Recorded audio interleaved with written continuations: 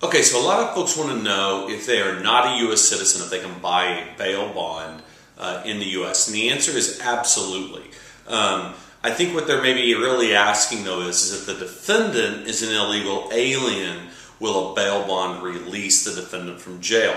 And really what that's going to come down to is two things. One would be whether or not the charges against the defendant, how severe they are, and if they're in what's called a safe harbor city or not. The bottom line is this. If the federal government's been contacted, or in essence what's called ICE, then what you're going to have is they're going to develop a number, a defendant number, and at that point local authorities will not, pretty much under any circumstances, release the defendant. However, if the defendant is an illegal alien and ICE, which is Customs Enforcement, Immigration and Customs Enforcement, has not been contacted, then there's still the opportunity to get the defendant bailed out of jail, and that's where it's going to depend on whether or not the city is a safe harbor city or not.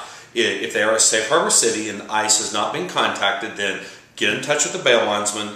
Immediately they'll find out whether or not if you can get down there within 20-30 minutes with the bail bond, whether or not they'll release them into your either on their own recognizance or release them into the possession of into the responsibility of an attorney, or just even utilizing bail bonds. So it is possible, but what it really comes down to is whether or not bail bonds, or whether or not the defendant is an illegal alien or not.